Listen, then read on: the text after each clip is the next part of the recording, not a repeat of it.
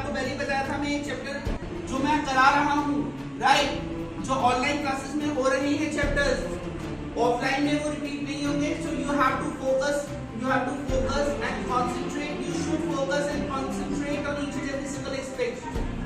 A nation in the making. In the first 20 years, पहले 20 सालों में Congress demanded Indians in the government and in administration.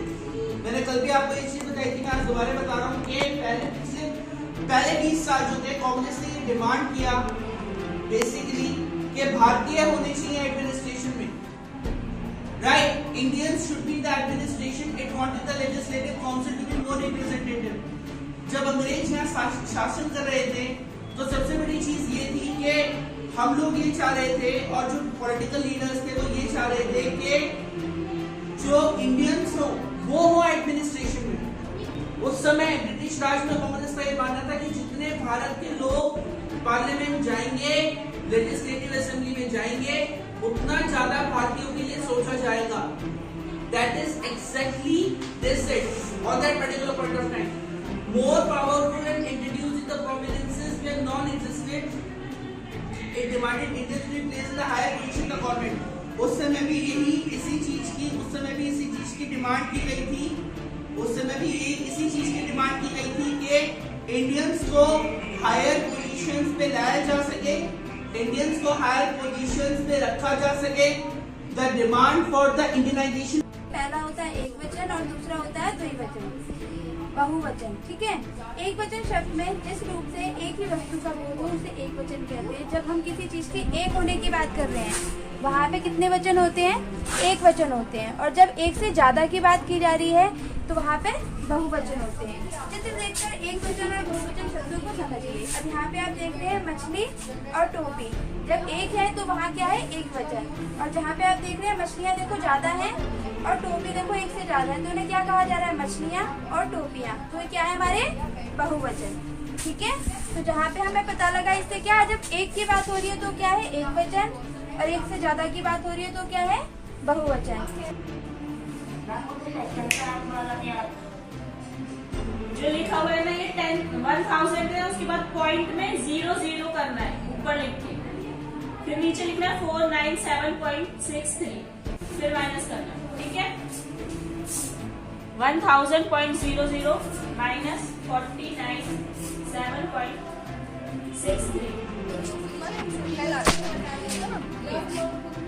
दूसरा यहाँ पर है मिसाइल्स का आपको स्ट्रक्चर दे रखा है, ये आपको अच्छे से आना चाहिए। सोडियम और पोटेशियम के एलिमेंट्स से मिलकर बनता है।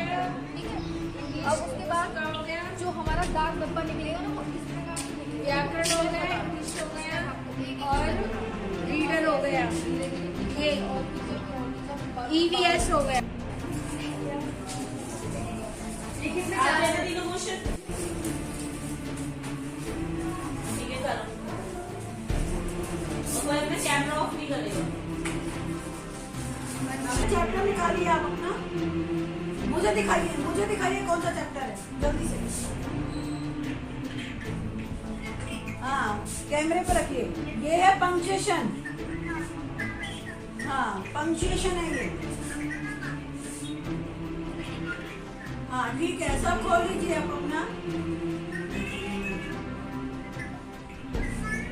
Good morning.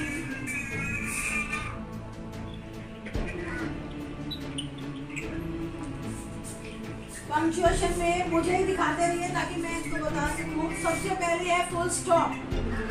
हमें फुल स्टॉप कहाँ पे यूज करना होता है? हम फुल स्टॉप कहाँ पे यूज करते हैं बेटा? जहाँ पे हमारी एंड होती है लाइन। कैमरा ऑन करो, थोड़ा कैमरे को बेटा 15 चैप्टर के जो वर्कशीट प्रेजेंट है वो मैंने भेज दी वो ग्रुप में चेक करवा देंगे। जिसको जो क्वेश्चन नहीं आ रहा था वो पूछ लेना।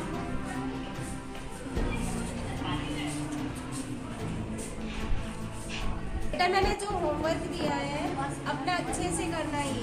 दिनों के नाम और हिंदी में और इंग्लिश में और मैथ में टेबल दिए लर्न करने के लिए। तो टेबल, हाँ, रफ नोटबुक में करना बेटा अपना काम। रफ नोटबुक में मैं चेक करूँगी आपका काम कि आपने कितना काम दिनों के नाम, इंग्लिश और हिंदी में और मैथ में टेबल लर्न करके लिखने हैं आपको। ठीक है। और अपना जो भी आप काम कर रहे हो उसको करके आगे भी कर लेना, लोग ड्रॉ कर लेना और कलर भी कर लेना, ठीक है ना? अच्छे से ड्रॉ करोगे ना। Difference between force and friction, Priyanshu, force और फ्रिक्शन में क्या डिफरेंस है? फोर्स में क्या डिफरेंस है? Force and friction, what is the difference between force के अपोजिट लगने वाले फोर्स को हम क्या कहते हैं? फ्रिक्शन कहते हैं। डायमीटर होगा बेटे तो पाई डी। अगर मान लो सर्कल का रेडियस दिया होगा तो हो जाता है 2 पाई आर। 2 पाई आर ये फार्मूला हो जाता है इसका। मान लो मेरे को निकालना है सर्कल ऑफ दी रेडियस या circle of the circumference. Circle of the circumference होगा तो पाई डी, दूसरा हो जाएगा 2 पाई आर। ये फार्मूलाज हैं सर्कल्स के। सर्कल्स में तुम्हारा डायमीटर होता है, सर्कल्स में तुम्हारा रेडियस होता है, और सर्कल जो घूमती है, जो लाइन घूमती है उसको हम सर्कमफेरेंस करते हैं, सर्कमफेरेंस हो जाता है। तो ये देख लिए बेटे। अब मैं आगे बढ़ रहा हूँ। अब अगली क्वेश्चन है, नेक्स्ट क्वेश्चन है तुम्हारा find the area of the circle. उसका फार्मूला होता है pi r square. Area of the circle pi r square. Mute कर लो सभी, जिससे पूछा जाएगा वही आंसर देगा और वही ऑन करेगा अपनी वॉइस, ठीक है?